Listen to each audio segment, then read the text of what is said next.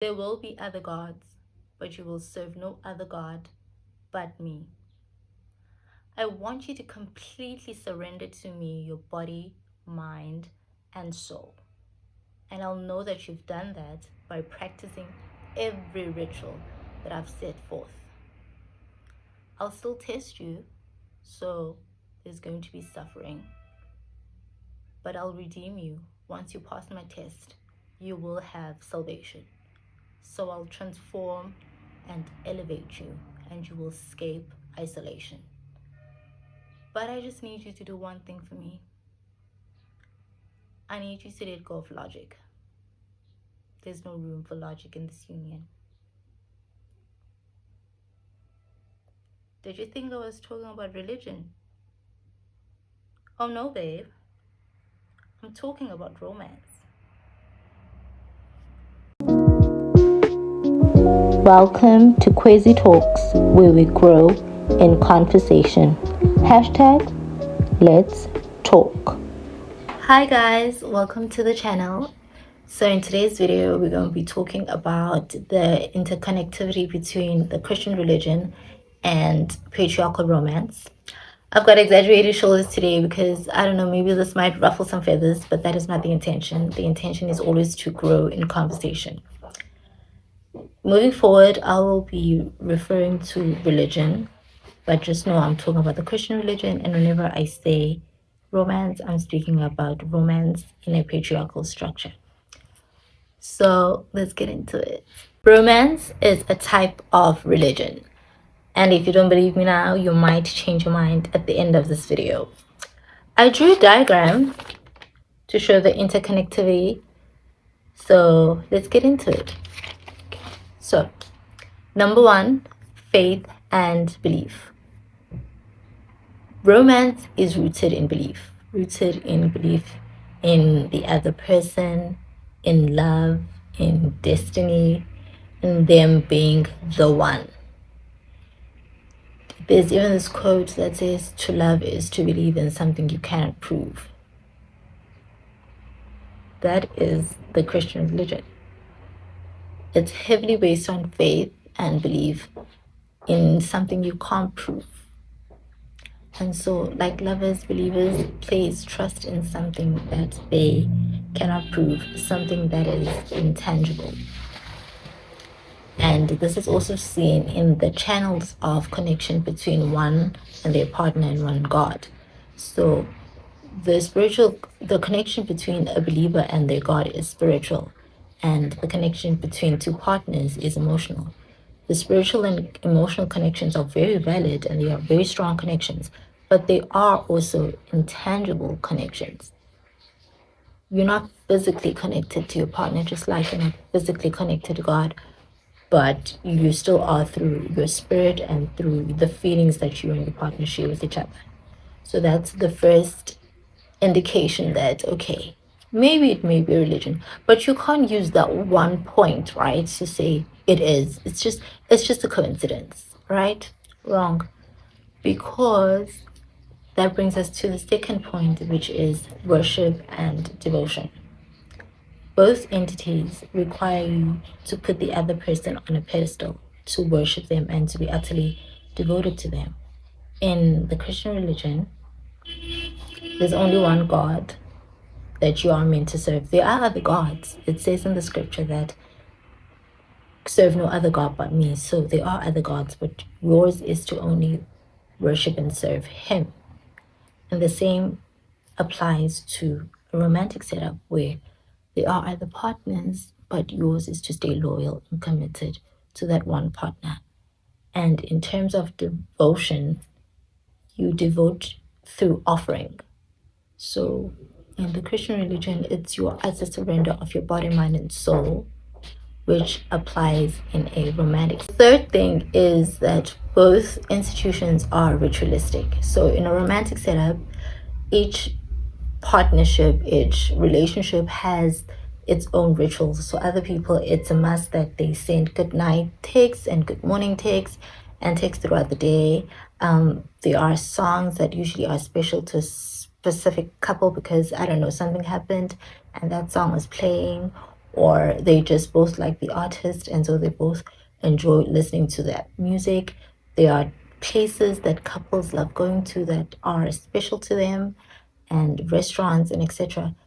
And obviously then the generic things, which is the celebration of an anniversary, Valentine's Days, etc. These mimic the ritualistic practices of a religion, where in the Christian religion, you celebrate Easter, you celebrate Christmas, there's Ash Wednesday, there are time periods where you fast, etc. That's religious practices. That's a religion practice. That's the interconnectivity between the two, because both are ritualistic and both celebrate certain things because they mean certain things. Both these institutions promise transformation and elevation, which then brings us to our fourth point. In the Christian religion, you follow God, right? And you practice Christianity, and you are promised to be transformed and elevated. And because of these two things, then you're also promised to never be alone. So Christianity is also in a way an escape from isolation, because God is always with you. You are never alone, right? And that applies into romance as well, where if you're with someone, then you are meant to transform.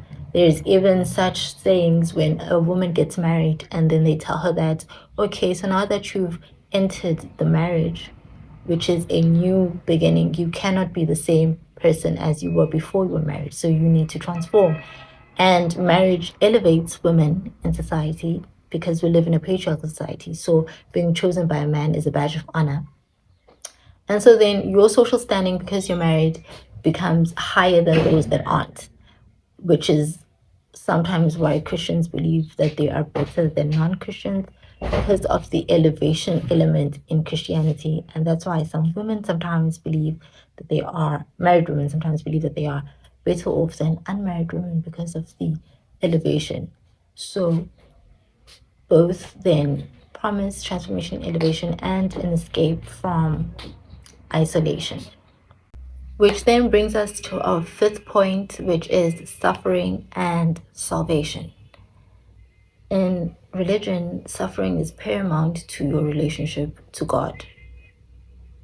It's often said that's how He brings us closer to Him, because when we are in pain, we're going to need someone to soothe such pain, and that's when He comes in.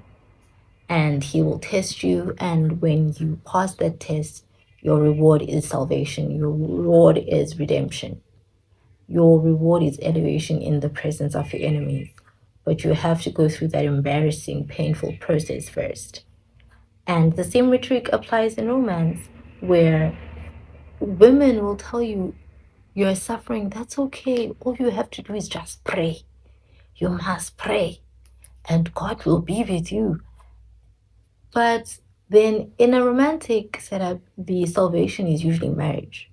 So that means you've passed the test. I don't know if I want to be rewarded with marriage, but that's not the point. The point is both require you to suffer. In romance, the suffering is sometimes heartbreak, but then you are then redeemed. There's salvation. An honorable mention, it's not an official point because it's not official like all the other 5 points, but I know of people who have gone through this, which is a psychosis. So I know of people who have gone through a romantic psychosis where you can't tell them nothing about their partner. They believe everything that person says and does, and if there's proof of disloyalty or dishonesty, they never hold them accountable. It's always the other person or some other thing. And I know you also know of people who have gone through such or are going through such in the Christian religion, where they are just so fully immersed in it, they cannot see reason, even if reason was looking at them in their eyes. And that is how you know it is a type of religion. That's how you know. Well, no, actually, this isn't just something people do to get by. It's a form of life that people subscribe to and dictate, or rather let it determine their entire lifespan. So you cannot tell me that romance isn't a religion, because both require you to be fully immersed by that institution. You're either fully immersed in God or you're fully immersed by that man. Both require you to step out of yourself and step into something that is intangible and unseen. Both require complete surrender of your body, mind, and soul. Both require unquestioned loyalty. Both require you to serve one person, so one God or the man. Both involve a lot of suffering, but they also promise transformation and elevation. And both are believed to have healing powers.